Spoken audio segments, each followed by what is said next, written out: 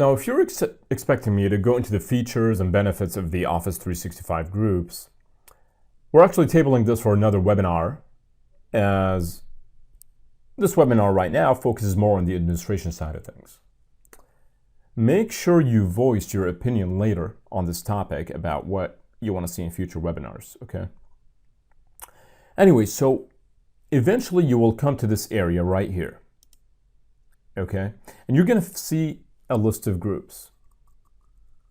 You're going to see many groups that are created by users in your organization, and the larger the number of users that you have in your organization, the more groups you're probably going to see here. It's a linear scale. So as an administrator, you have to decide and control content. And part of that process, you have to, how can you evaluate the groups that you have here? Are they good? Are they bad? Should they be kept? Are they active or expired, etc.?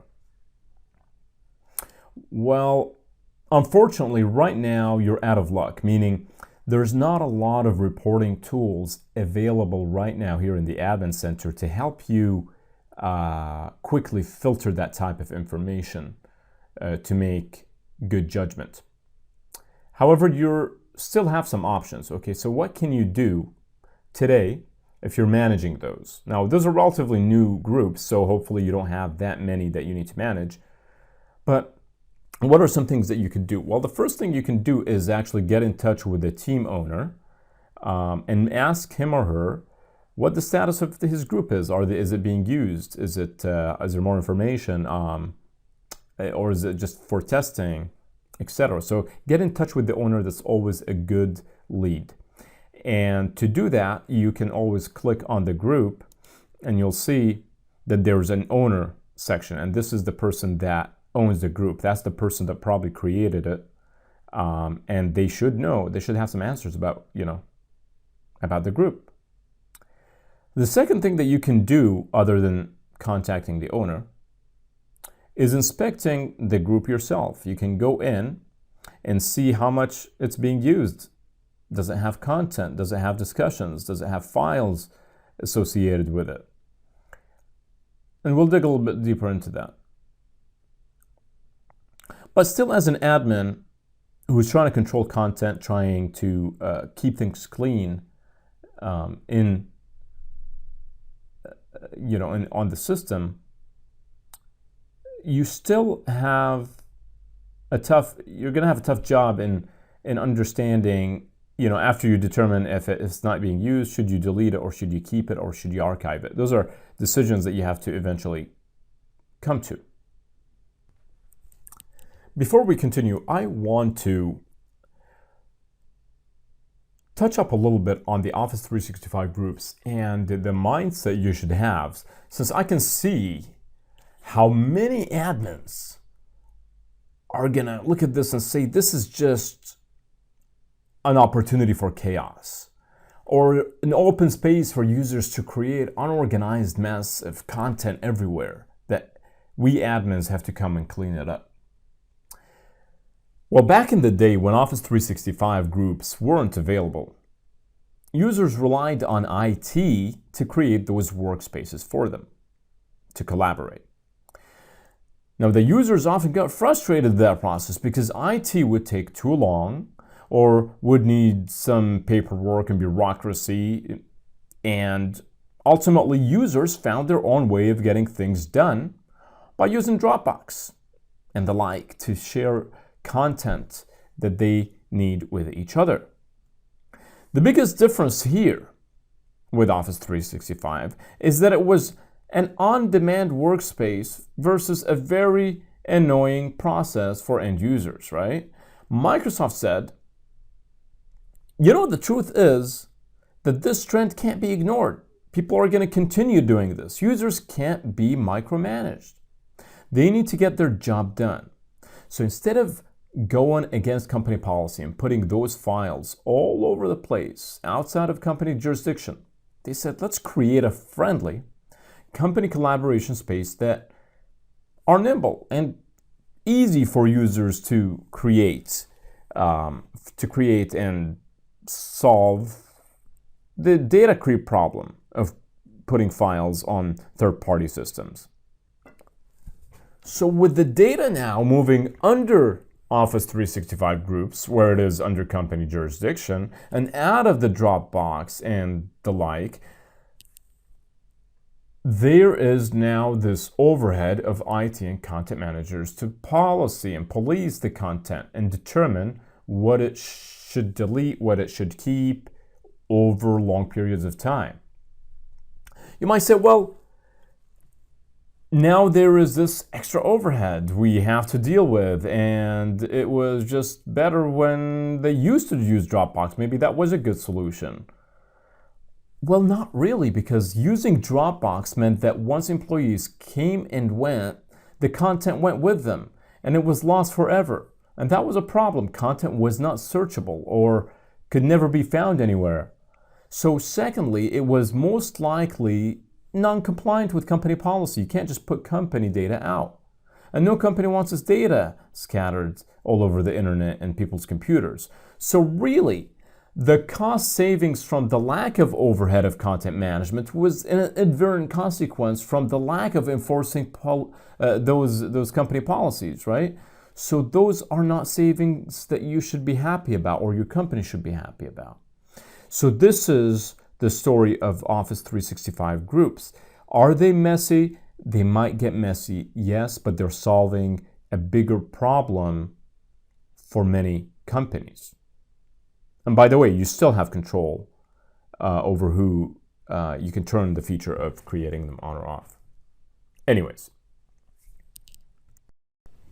so let's start by looking at what Office 365 groups and how they work, because that will help us do better administration on them.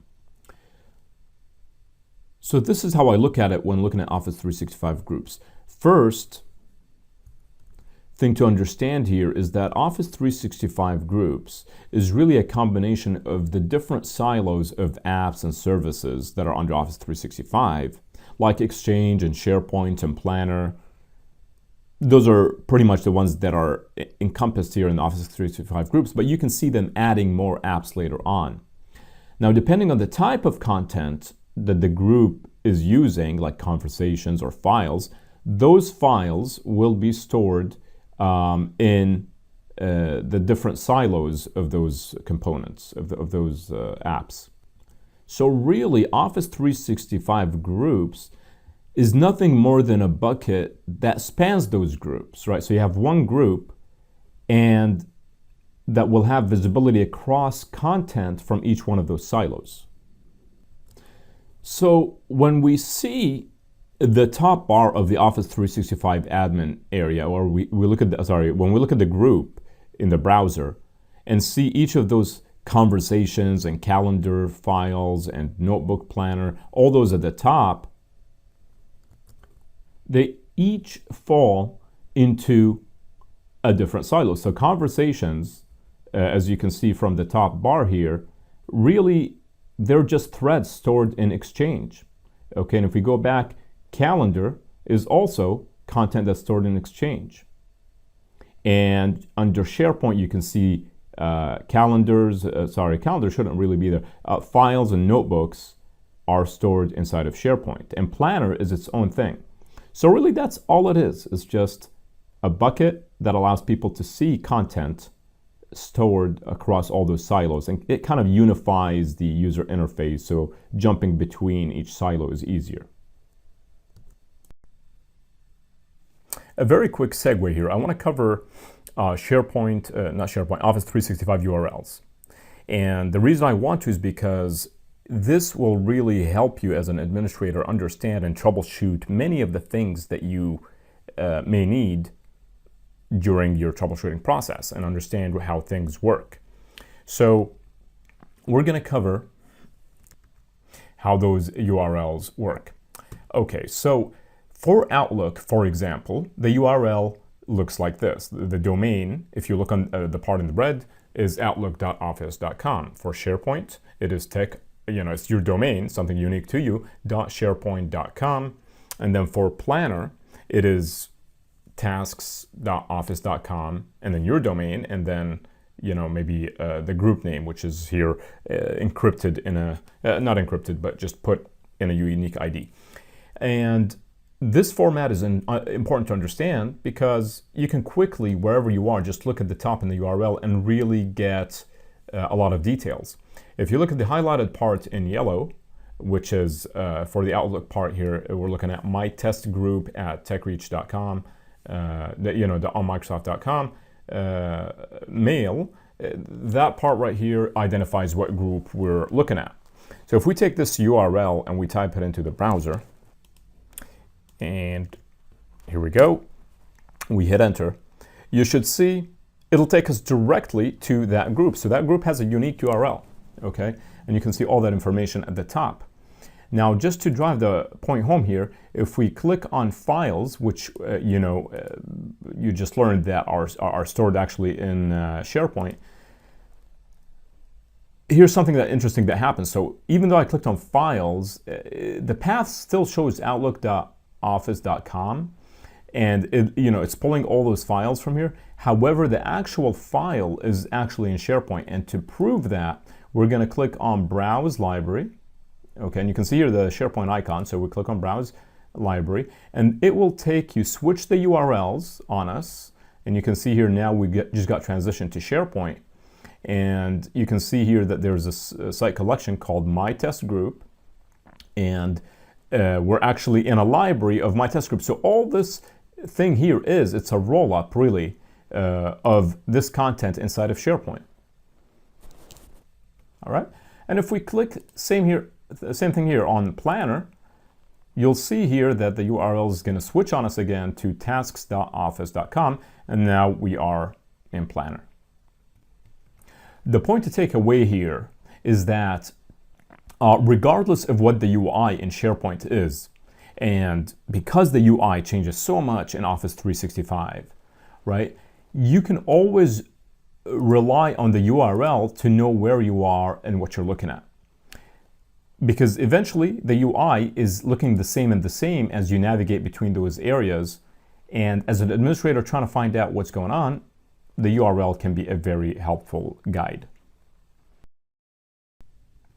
Okay, so how, as an administrator, can we go in and review and look at the different groups that are created and see what's inside of them? We saw from the Admin Center that we can see the list of groups, but how can we go in and see what's happening inside?